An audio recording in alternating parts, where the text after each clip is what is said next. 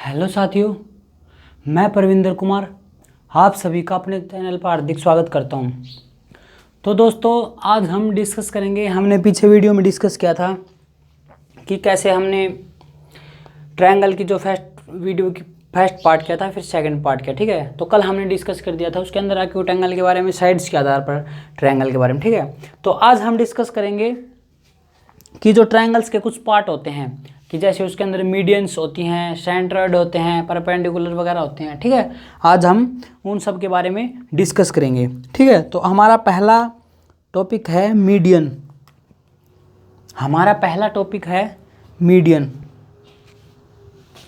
ठीक है दोस्तों, आज हम पहला टॉपिक से स्टार्ट करते हैं। पहला हमारा मीडियन, MEDIAN, मीडियन। हिंदी में इसको बोलते हैं माध्यिका, माध्यिका या फिर, ठीक है, हम इसको हिंदी में बोलते हैं माध्यिका। अब देखो, जैसे इसमें क्या होता है, ये एक ट्रायंगल है। ठीक,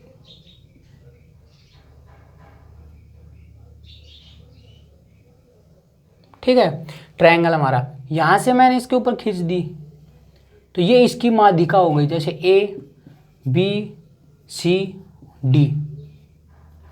ठीक है, अब देखो दोस्तों, हमारा इस ट्रायंगल में क्या है, ABC और D।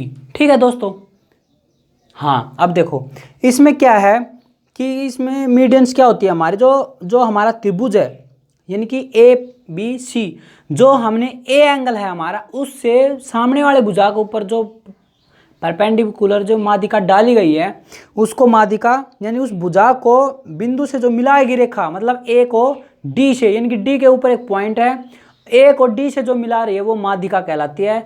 और जब इसको मिला देती है तो जो नीचे दो पॉइंट हैं BD और DC, जो नीचे दो पॉइंट हैं BD और DC, तो ये दोनों बराबर हैं। इसमें AD है वो हमारी माध्यिका है। ये दोनों आपस में क्या है, बराबर। कब? जब ये माध्यिका आ जाती है। तो माध्यिका क्या है हमारी, A और D। तो इसके अंदर AD हमारी क्या है, मीडियन।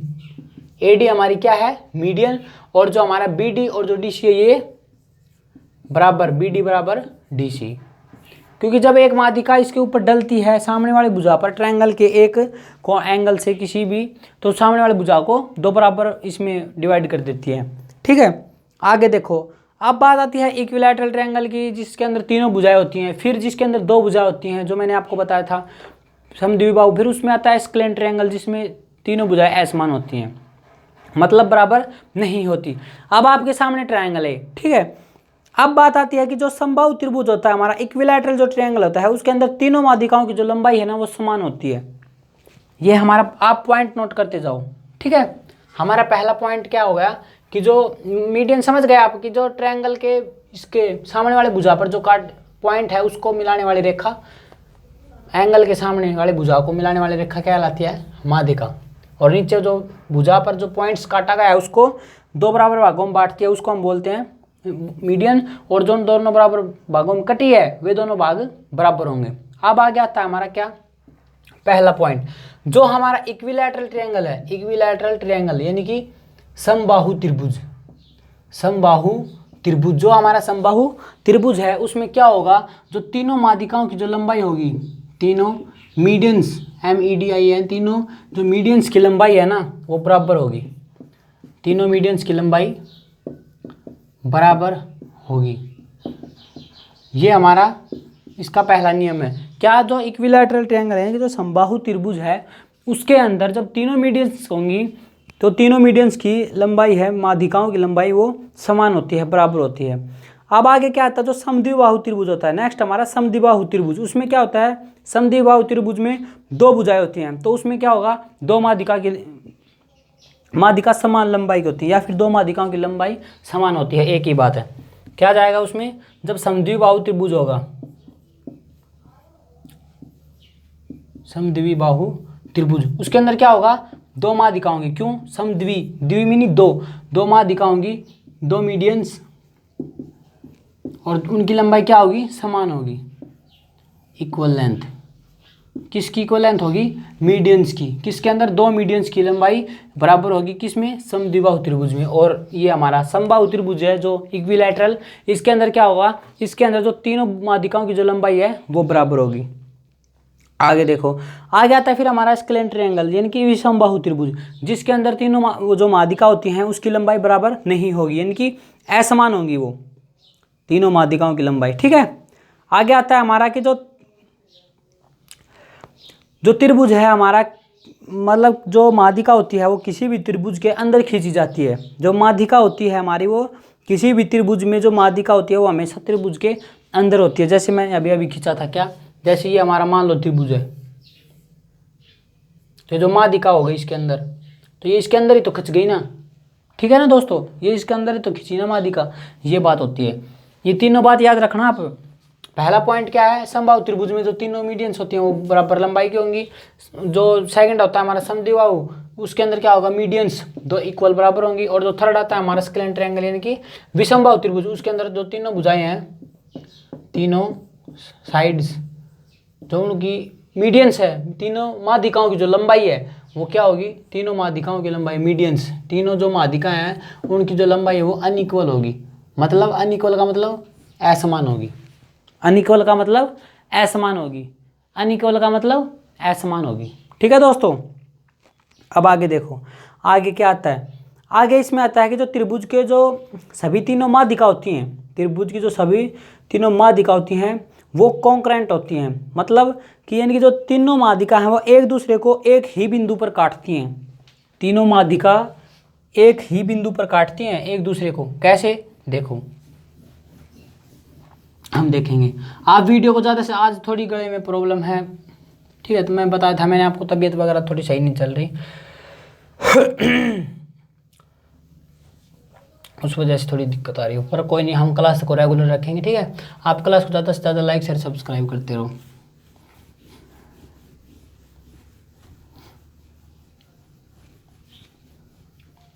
देखो मैंने क्या बताया कि जो हमारा क्या होता है त्रिभुज, ठीक है, उसके अंदर जो तीनों माध्यिका होती हैं, त्रिभुज के अंदर जो तीनों माध्यिका होती हैं वे एक दूसरे को क्या करती हैं, किसी एक ही बिंदु पर काटती हैं। जैसे मान लो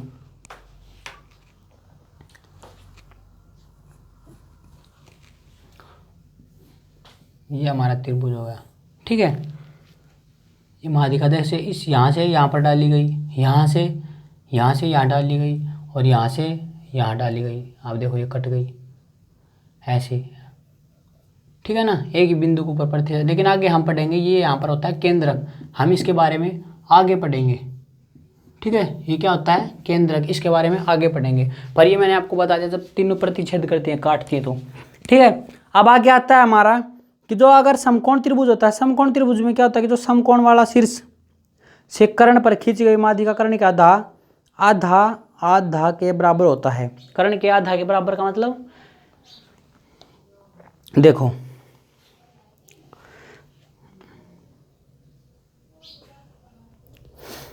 देखा है जब से तुमको, हाँ चलो, हाँ अब देखो क्या है इसमें, क्या है कि जो त्रिभुज है, त्रिभुज के जो क्या बोलते हैं, सॉरी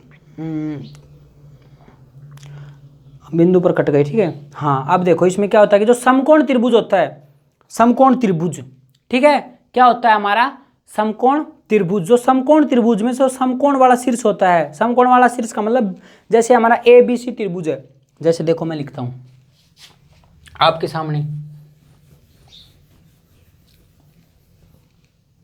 जैसे मैंने लिख दिया ये है त्रिभुज, ठीक है, हो गए। अब इसमें देखो, नो सॉरी, राइट एंगल लिखना है हमें, ये हमारा राइट एंगल होगा।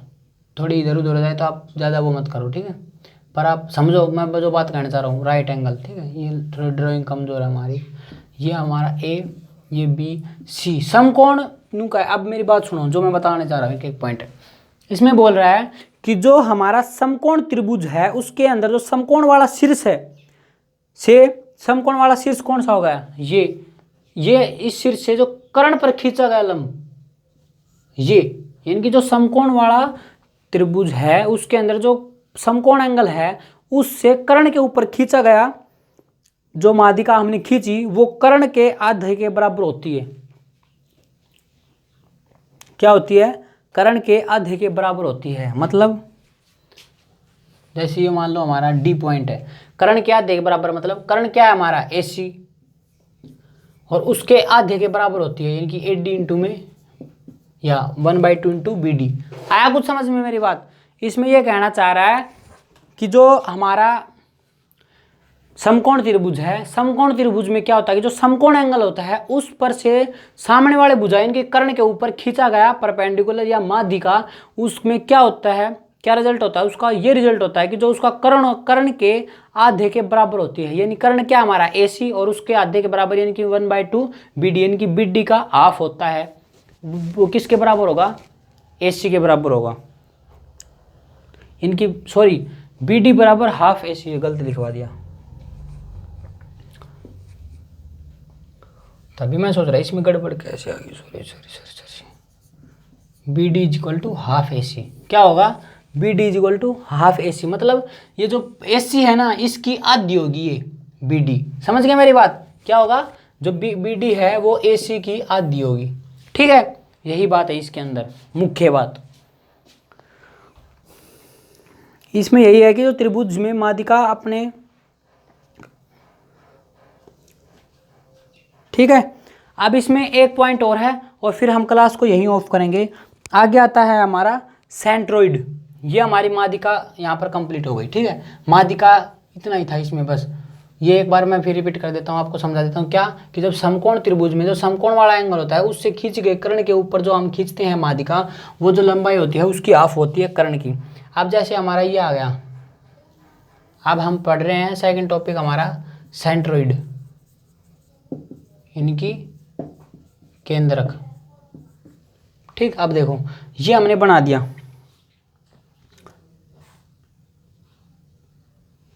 अब देखो तीनों भुजा एक ही बिंदु पर काटेंगे एक दूसरे, तीनों माध्यिका। ये जहां पर काटती है ना, मैंने पहले बताया था आपको, इस पॉइंट को हम सेंट्रोइड बोलते हैं, मतलब इस पॉइंट को हम केंद्रक बोलते हैं। ये सब बराबर होते हैं आपस में ऐसे। ठीक है, हम इसको क्या बोलते हैं? केंद्रक। ठीक है, अब इसमें एक पॉइंट होता है। इसमें क्या पॉइंट होता है? इसमें एक पॉइंट होता है क्या कि जो जब जैसे हम एक फिगर और मान लेते हैं, रुको एक मिनट। हाँ, जैसे मैंने एक और मान लिया, ये हमारा, ठीक, ये हमारा A पॉइंट, ये हमारा B पॉइंट, ये C पॉइंट, ये मान लो D पॉइंट के ऊपर। अब होगा, अब देखो इसमें एक बात कहना चाहता है, अब ये दोनों बराबर हैं। पहले हम पढ़ चुके पीछे, अगर जब माध्यिका इसके ऊपर काटते तो बराबर होती है दूरियां। अब देखो इसमें क्या गया, अगर अब ये बोला कि अगर यहाँ पर काट दे एक बिंदु तो जो इसका रेशो होगा हमेशा AD का वो क्या होगा? 2:1 होगा। जैसे मान लो ये H पॉइंट पकड़ गया तो ये क्या होगा? रेशो AH रेशो HD क्या बन जाएगा? 2:1। ये हमेशा 2:1 होगा। ये बात आपको ध्यान रखनी है। जब एक पॉइंट इसके ऊपर काटता है AD, इस रेखा के ऊपर जब एक पॉइंट काटता है ना तो उसमें क्या होगा? 2:1 का अनुपात होगा। ठीक है, इसमें यही है और बाकी हम कल डिस्कस करेंगे। तो साथियों आज के लिए इतना ही काफ़ी। तब तक वीडियो को ज़्यादा से ज़्यादा लाइक शेयर सब्सक्राइब करते रहो, और कुछ बातें मिस्टेक हो जाती हैं उस बात के लिए हम सॉरी, थोड़ी प्रॉब्लम चल रही है, लेकिन फिर भी हम कोशिश कर रहे हैं, हम कोशिश करना नहीं छोड़ेंगे। ठीक है, तब तक के लिए जय हिंद, जय भारत।